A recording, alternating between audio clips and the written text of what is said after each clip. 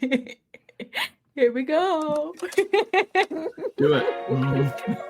Okay, cool. Here we go.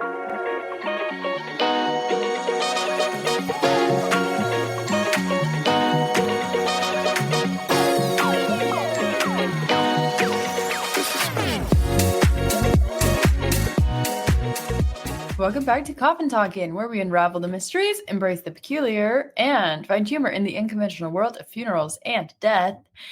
As aforementioned, the prodigal son has returned. Scott's here with us today. Scott, Hey, prodigal. speak. How's it going? Hi. Hi, Scott. I don't know if I'm the prodigal son or if you're the prodigal parent and sister. That's what I think. You're just waiting at the gate. Watching. Someone please notice me. Please. Run to me, put a ring on my finger. Oh, jeez. Please. Singing royalty. Yes, so welcome back, Scott. Happy Thanksgiving, all. Thanks, Holly. How was your Thanksgiving? Thanks. Mine? I'm asking the listeners. I'll wait. I'll wait. This is a Dora moment where you just look off into the distance, waiting for them to respond. Holly, maybe you should give the coffiners your phone number so that they can call and let you know how their Thanksgiving was. You know, I think we'll pass on that. That's okay. Coffiners, I love you. You got our email. Okay, great. All right. So how's everybody doing? Good. I'm good. Scott doesn't realize it's radio, and he's over there nodding his head yes. I'm doing well. Not radio, but podcast. Yeah. Yeah, I didn't realize this was on radio. Yeah. Well, it could be. We've expanded. Yeah. Wow. Go ahead. What now? Yeah, so mine has been good. My week has been good. Obviously, I'm in Arizona. We're all together, if you couldn't tell. So that's exciting. It is. So if we're all over the place, that's probably why. But it's been great. It's been good to be back. It is ridiculously hot here. What? Yes. I think it feels pretty good around here. Oh my gosh. Caden broke into a sweat yesterday. Yeah, he did. I know. He told Just me. sitting here. He told me. He's melting. Mhm. Yeah, no, it's ridiculous. Today the high is, I think it's like 74. No, it's 77 is the high today. 77. What the heck is that? I guess that is a little bit hotter, but it's 60 degrees right now. Well, And yeah, it's the morning. my app says it feels like 65. So it feels hotter than it is. Yeah. That It is isn't. It not isn't cold. That's for sure. helping. I thought Oh it my felt pretty good. gosh. Well, I made the dumb mistake. I have access to a weather app and everything, and I even look at Gilbert's weather before I come here. But I always bring long sleeve shirts, just hoping that it'll be chillier. Colder. Because how could it not be? Look at this. It is December. I'm looking at my app again, and just to say, it tells me right here, it feels warmer than the actual temperature. Wow. We love it. It's Do nice. you really? No.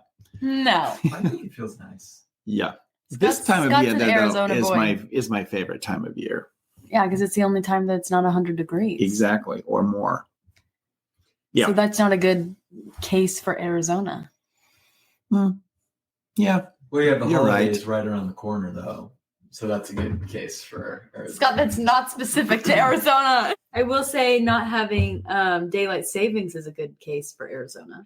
Because it's what now at 5:00 where you live, Holly? It is pitch black at 5 o'clock. I'm not kidding. I think that'll change though as the months progress. It'll get darker. Yeah, Great. Great. Okay, so anyways, yeah, I'm doing well. Thanksgiving was good. We spent the Thanksgiving day with Caden's family. It was his mother's birthday on Thanksgiving, which is pretty cool. And how was your Thanksgiving? Both of your Thanksgivings. It was really good. Kind of quiet around here. It was quiet. Not too many people. I mean, Holly and Caden obviously over at the in-laws' house, and that was really good. But yeah, just kind of smaller, which I'm fine with. I don't mind that at all. Yeah. But it's been a good holiday season so far, and I'm excited for Christmas. Crema. Scott, did you make your pumpkin pie? Mom made it because I was late getting here. Wow. Yeah. Scott always puts a secret ingredient in pumpkin pie. Yes, I do. And it's always different and always Very unexpected. Yes. I made a dish the other day and I put mustard in it. What was the dish? I don't remember. Was it macaroni and cheese? No. Oh my gosh. I made it here. Really? I don't remember what it was. I did make the yams. Yes. The yams were good. Oh, the They yams were good. were good. How did you make those? Did you bake them? Yeah. They were Really good. recipe. And I did what did I put in there? I did put a secret ingredient in there. Oh no. Oh, what was it? Oh, it was actually applesauce. Really? Yeah. I put it in the caramel, the caramelized Yeah. topping that goes on. What is top it? of Spiced applesauce? It was spiced applesauce. Wow. That's probably why it was so good. It was Could be. It was very good. Who That's knows? amazing. That is amazing.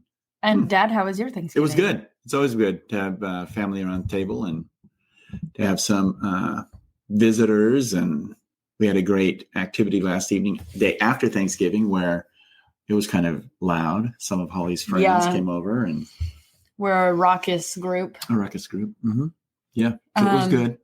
I did feel slightly bad because these are my 3 best friends from high school, and they're crazy. They're all so much fun. But Scott gets home and just starts eating with us, and he made the mistake of sitting at the table. And then it was seriously like as soon as Scott sat down, everyone snapped their heads to Scott, and these 3 of my best friends in the world started interrogating him about every aspect of his life. Mm-hmm. Doesn't that happen on this podcast? Yes, it does. Isn't the same thing? This is your time to shine, actually, Scott. I've had my time. I don't know. Anything else you want to share for the group, the collective group? Hopefully, coffiners, you had a nice, quiet Thanksgiving, a safe one, uneventful, and hopefully you're thankful for. Hopefully you have a list of gratitude. Yeah, a list of gratitude. Mm-hmm. That's nice. That Scott, is nice. Scott, what are you thankful for? What's on your list? There's a lot on my list. What's the one of them? There's a lot on my list, Holly. What's one of them? I'm grateful for family. I think I like family. You like it? Yeah, I do. And I'm grateful for it, Holly. That's great. That's one of them. Don't touch me. Thanks, Scott. I love you, Holly. Don't touch me. Don't touch me. Dad, what's on your list? That we live in a constitutional republic. Sure. I love my family. Enjoy that. And this time of year, I love the break-in seasons, especially in this state. I like it's not really a change of. We were talking about leaves changing colors, remember? Yes. And how someone said that, was it one of you guys that said that leaves are starting to change on a nearby road from here? So down by where I work, there is the street on where the funeral home sits it does start to change color, and it's starting to look really nice. I'll take pictures because that's about the only color change you see in Arizona. Yeah. At least in this area, you can see it up in Flagstaff, Sedona, stuff like that, but not necessarily here in the city. So anyway, that's it. That's great. Well, let's be Skrank. Thanks, Holly, for that introduction. This was an interesting question that we had, and I had never thought about this before, but you hear a lot of things. There are a lot of natural disasters. There are a lot of hurricanes, especially. You hear all the time in Florida, different places like that. So what happens, and you may not know very well, but maybe you can tell us a good idea. What would happen? You get a hurricane, you have all this rain, you have flooding in some cases. What does that do to a cemetery and the burial plots? So in North Carolina this year, I was looking for news footage that would actually show caskets uprooted, if you can use that, or where they're floating down midstream or something like that. Most of the caskets are not airtight, but most are or have a sealing capability or mechanism. And once that's sealed, it does become an airtight type vessel or capsule. And the individuals, if the casket rises to the surface and begins to float, eventually they're going to stop and then people will find them and have to place them elsewhere. The main challenge becomes who's in the casket. So, and making sure they get back where they should be. So I'm going to reverse since I didn't see anything from North Carolina this last go round, I'm going to go back a couple of years, probably 15 years, maybe 20, back to Salt Lake City. And they had a huge flood in Salt Lake City. And so bad was that the caskets, there were caskets that were floating down main thoroughfares. Now, the one thing that this did spur on, and it had been around for a while, but every casket now has a capability of being somehow or another identifying the individual that's in the casket. So there are, for instance, one major casket company came out with a tubular device that is a plastic tube with a screw top. And you can actually, there's a parchment on the inside that has all the information regarding the deceased that's actually placed in that casket. Cemetery, name, date of birth, date of death, next of kin. And if properly filled out, that tube is then inserted back into the casket, so it becomes part of the casket and allowing individuals to specifically identify who it is that's been buried in that casket and getting them back to where they need to be. Now, we've talked a little bit in the past about vaults. Soil around the vault may wash away, but the vault is designed to add extra weight. And so very seldom if a casket's been placed into a vault will a vault rise to the surface, because most are made of concrete or polyurethane, and it's a heavier material. And so there's a very slim chance that if a casket's been placed in a vault, that will rise to the surface.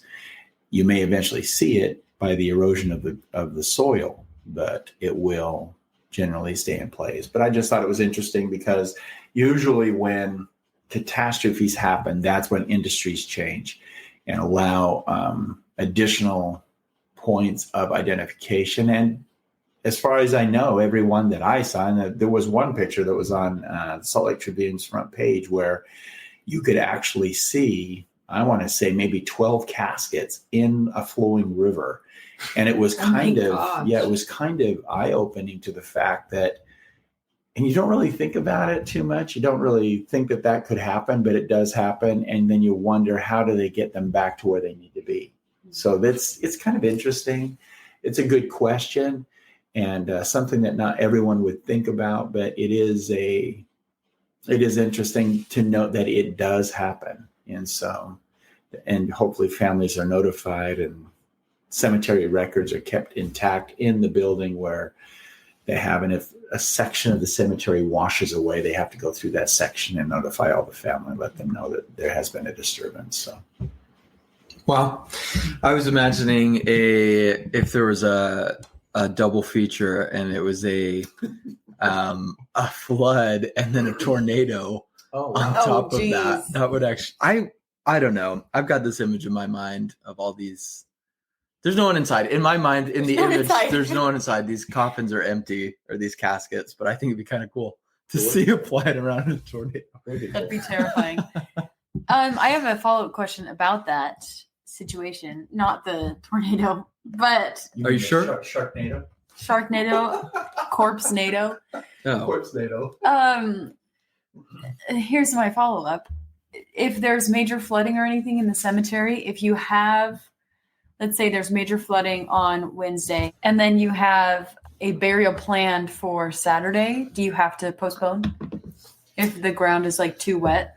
So what they will normally do is go ahead and allow you to have the services off-site, and then most cemeteries will allow, or mortuaries will allow the casket to be brought back to their facility, and just how the actual burial will wait. It has to. There's no, if there's an erosion there, there's no soil to dig into or anything like that. They have to rebuild that section. Is that only with flooding, or is it if there's major rainfall? Do they have to wait? No. Is that the same question? No, kind of. No, not really. Because flooding to me means that there's a river that's overflowed, and so there's nothing to hold or keep the water at bay. Mm-hmm. So that's a flood to me. But when you get perpetual rain, it can eventually soak the grounds. And I think we talked about in one of these episodes where there was a grave and there was rain, but the grave started to fill up. And so they wanted to make sure that the casket was placed immediately so that they could close it up and not allow the hole to completely fill with water. It didn't look like it was, it didn't look like it was going to stop, and the rain would just kept coming. So, wow. Yeah, but earthquakes is another one. I think the only ones you really don't worry about too much with, and earthquakes is more devastating to headstones or tombstones. Mm-hmm. But the only one that you don't really worry about too actually are fire and wind. Has really nothing to do, unless it's a mausoleum. And then even so, it's mainly marble. And there's nothing in there to burn. Anything else? Any other questions on that one? Not on that one, no. Okay. You mentioned mausoleums, and I'll bring up that crypt episode that you were talking about. There's a lot of, this might not be directly related, but one of the questions that a listener named Marie asked was, if someone requested to be mummified, could you do it? Yes. There's actually an organization out there. It's called Mummies R Us. I was just thinking that. Oh my gosh. I was seriously thinking that. Oh man, if you really want to see if there's a possibility of being mummified, you can look. There's an organization. It was years ago established and instituted called SUMM, SUMMUM. And I don't know exactly what it means, but their whole organization is based on the fact of individuals buying insurance policies that would offset the costs and actually pay for a mummification and their sarcophagus when they pass away. And so the average cost 20 years ago was $275,000. So you can, because it isn't an overnight thing, it's a 70-day process. And so it does take some time to do a mummification properly, but the sarcophagi they'll make them into anything you want. I saw pictures of people wanting them in their golf outfits. If a person like to tour or visit Hawaii, then and be a tourist there, then they like to be. They'd have pictures of them in their bathing suits, and there were artists that were ready to make these sarcophagus to allow them to be mummified and be placed into. So a lot of people say, well, what good is the sarcophagi if you have nowhere to put it? Because they are heavy. And this company actually, as far as they were in the process, and I don't know if it went through or not, so I may be speaking tongue in cheek, but they did buy some property out in, I want to say southern Utah, and it consisted of low-lying hills, and they were in the process of excavating into the mountain or the hill. And so they were going to actually build glass front visible sites where people could go in. You'd pay a fee to go in, but you could see all the mummified individuals in their sarcophagus behind glass fronts, and you could just go ahead and walk through it and see exactly. It would be interesting for me to actually look it up and see if it came to fruition. I have a couple of good friends that were instigating that actual formation of that company. So it might be good to reach out to them and just see what happens, since now we're doing this podcast and people are starting to ask questions about it. So, but anyway, look up SUMM, and it's an organization that started in Utah, which is kind of interesting to say. Their first company was located right behind the first winery or distillery in Utah. Oh, wow. So they got a lot of salt there. Anyway, just so you know. No, it can still be done. Yeah, it is a little costly and timely, but it can be done. I think that would be cool if there was a giant pyramid that was made for all these people that want to do it. Yeah, that would be cool. It'd be kind of fun. You'd be driving down the 202 or freeway and you'd see the giant pyramid off to the side. Yeah. Kind of cool. And you get a billboard just a mile before saying, come see the modern day Egyptian style pyramid. Yeah. With sarcophagus and mummies. That'd be pretty awesome. Have you ever taken a nap in a coffin? Have I ever taken a nap in a coffin? Okay, so I'm going to tell you a story that I don't necessarily mean to be telling because it happened long ago and it's kind of embarrassing to me. And I don't know if I've told you this before or not. But nap in a coffin, no. I have gotten into a coffin, and it was for the sole purpose of scaring up a fellow employee. Sole purpose. That's great. So perfect. Well, not necessarily. So I had actually gotten into the coffin, and now in this particular display area or display room with all these coffins, you had to actually go through the room to turn on the light. No one liked to be the first one to go into the room because if it was dark, it got a little harried. And some employees just did not like it. Didn't bother me too much, but this employee just did not like to do it. And so I thought one morning it would be fun to kind of scare him. So he's not an older, for me at that point, he was probably 20 years older, but didn't really faze me too much. So I went on ahead and I put myself in the casket that was just adjacent to the light switch. And I was laying there and I was just thinking, well, surely someone's going to come down because the light has to be turned on. And sure enough, I hear the door open and I hear the guy whistling. He always whistled. And I think that was his way of kind of calming the area or the atmosphere around him, kind of set himself at ease. The thing that I did not count on was that before he turned on the light, he shut the casket. Oh. And so here I am now lying in the casket with the head or the head panel down on. The casket's now completely closed. I didn't want to yell anything because I didn't know what he would expect. I was just going to reach out and grab him. And so I started to tap on the inside of the casket. And he flipped on the light and he yelled some obscenity. And he left the room. And I'm in the casket and I'm trying to push up on it. So I'm locked in there and I'm, hello? Is there anyone out there? It took them almost 4 hours to come find me. Yes. And finally someone opened the casket and it was the guy that turned on the light. He said, don't ever do that to me again. Oh my gosh. 4 hours? 4 hours, easily 4 hours. So I may have napped a little bit. I don't think I've fallen asleep, but I did. It was to the point where I was just thinking, well, maybe I'm in here until this casket's sold. Oh my gosh. It was a nice casket. It was a mahogany casket. So. Oh, you said they're not airtight. So were you worried about suffocating? No. Not this particular one because it was wood and there's no way of sealing a wood casket. Mm. So there would always be air ventilating through the casket. So I was not worried about it. But I was worried about the pin lockdown. Oh, yeah. There's a new way of locking or shutting down the head panel. And it was just a snap lock. And you had to physically push it in order to have it released to open it back up. And so that was the problem. Mm. So anyway, but yeah, good question. But no, I have not fallen asleep in a casket. Well, I think I'm going to say I probably did only because it was kind of relaxing. It's dark.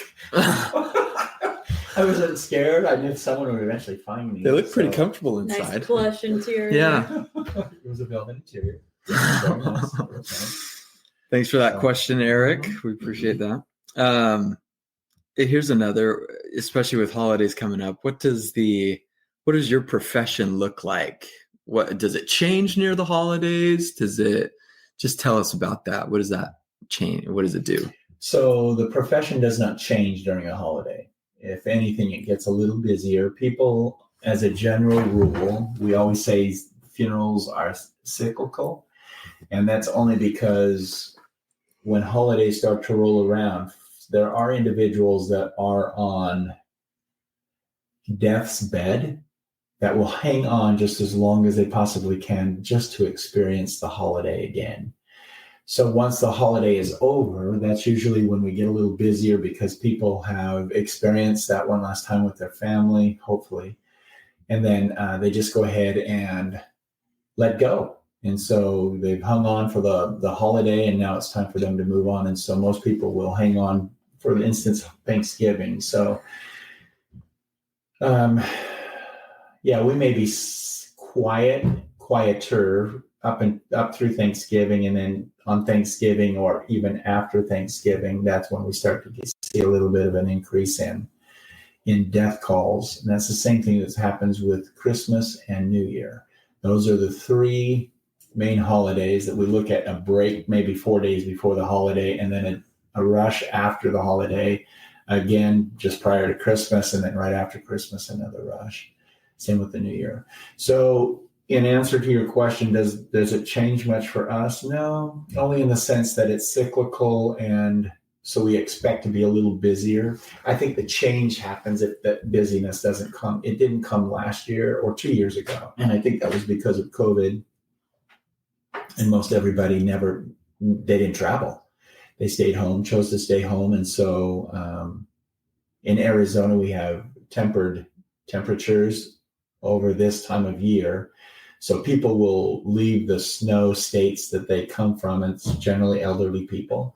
So they come to Arizona to enjoy the sunshine still and with a cooler weather, and end up passing away here. So it does increase our business just a little bit. I think the main change for us is that we'll decorate for Halloween, then we decorate a little bit for Thanksgiving. Now we're getting in the area right now, we're decorate for Christmas.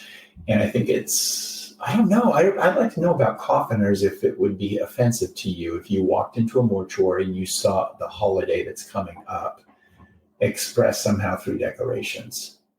And so I think Christmas is a little different because there's so much light and there's so much joy behind Christmas. But the other holidays, I just think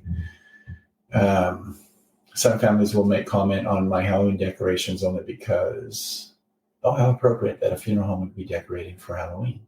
That's kind of what they would say. Yeah. But then you have other individuals that are talking about, oh my gosh, I love all the lights for Christmas and the wreaths. And so I'd be interested in knowing what coffiners would think if you walked into a funeral home and you saw decorations of an upcoming holiday.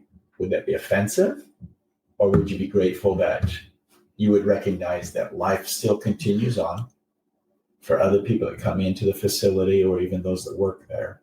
So it'd be interesting. But in answer, going back to the original question, there may be an uptick in business, but other than that, nothing really changes.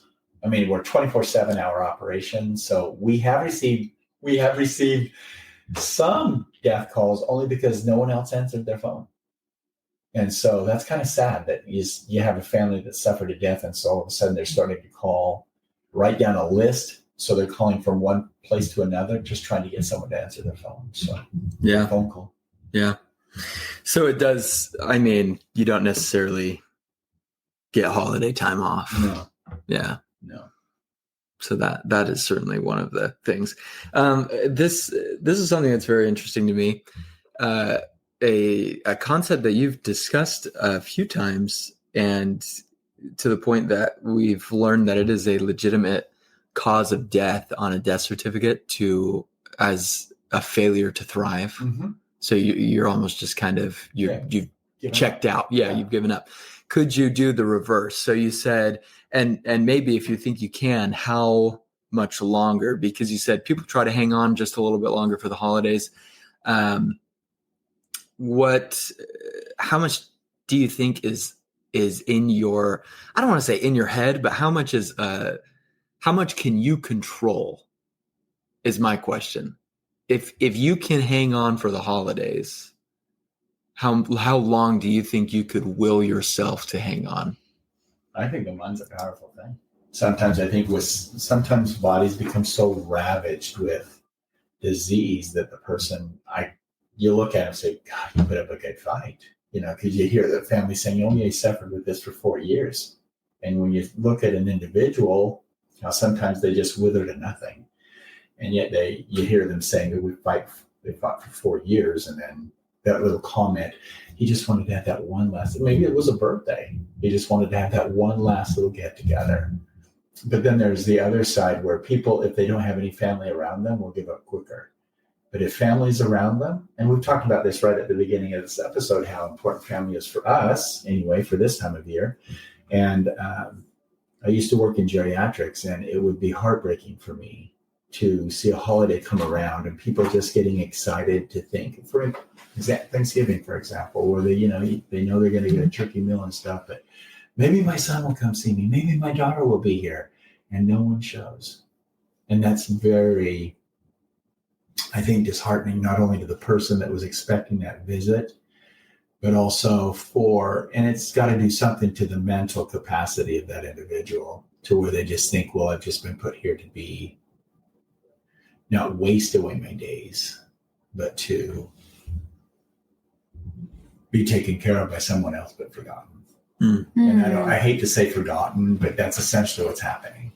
And so when you see that with 4 or 5 patients, it's heartbreaking.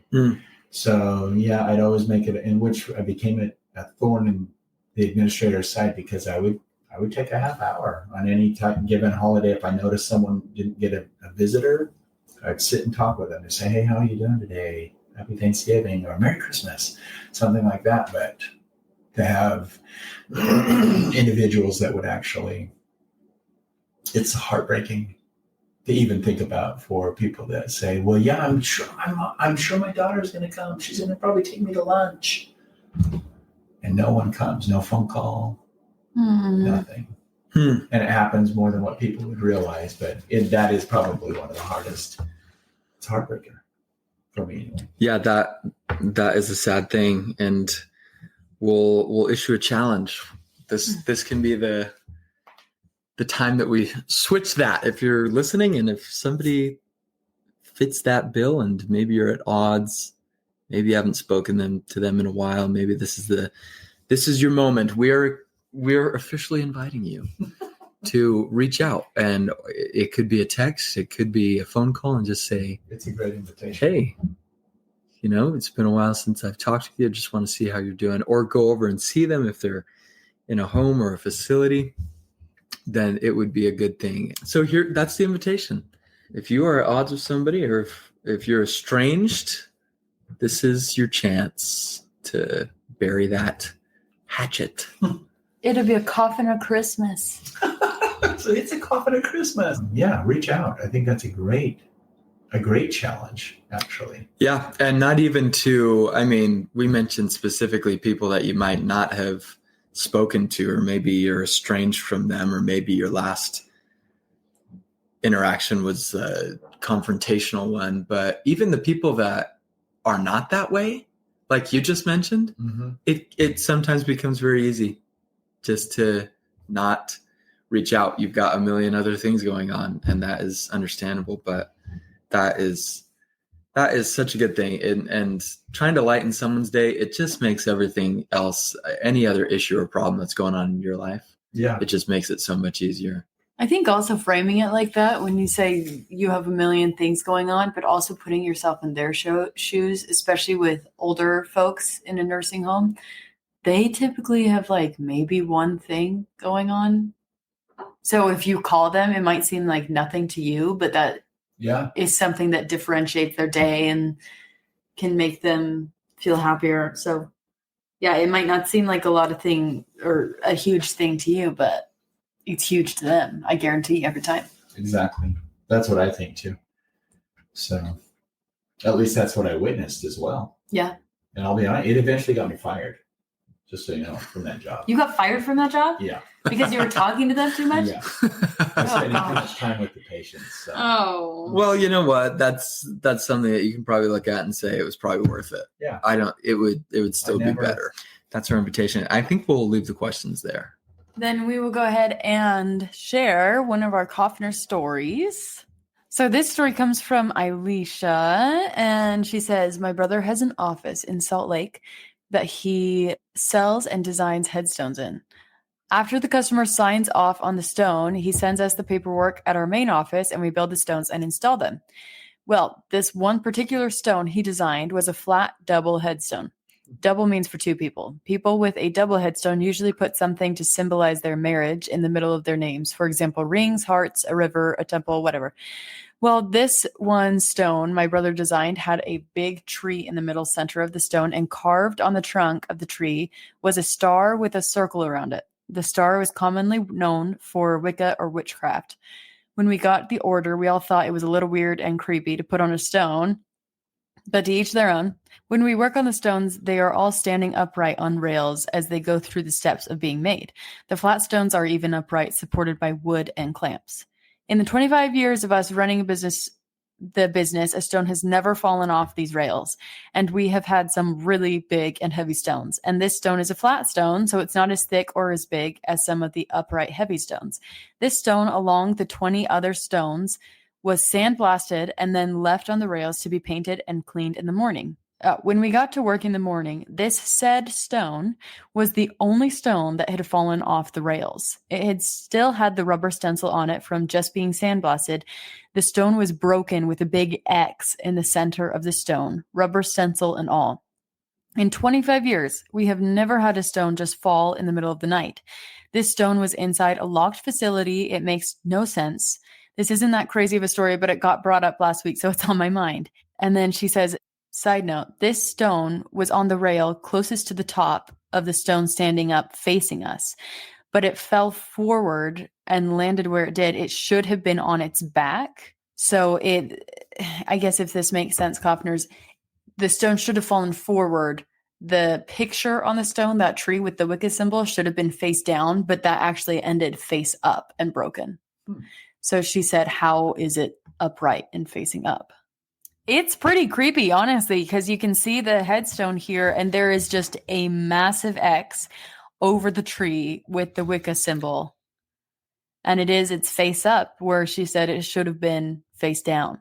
So what do you think?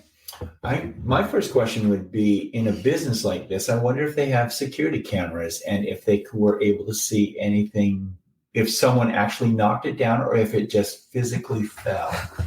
And that would be very interesting and telling if it just physically fell or no one was around it. That obviously, if they're on rollers, they have to have some sort of clamps on there, I think is what she said. And so someone had to have loosened those clamps to allow that marker to fall. I think that's very interesting. The other thing that I find interesting is the picture that we're looking at with the stencil over the X, or the X over the stencil. I'm just wondering, that's only as deep as the stencil, right?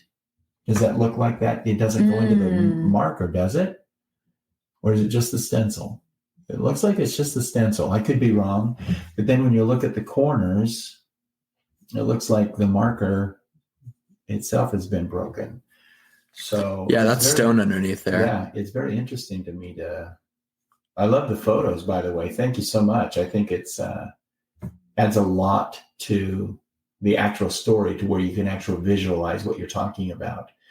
So very interesting to me. I don't really know. I wouldn't know how to explain that away, actually. Or if you wanted to explain it away, I don't know. It reminds me of our witching hour story with the Wicca, and then something with that symbol. I don't know. I don't know a whole lot about Wicca. I had a friend who used to be Wicca, a witch. But yeah, I would like to know more, because it seems like wherever that symbol is, it kind of holds some sort of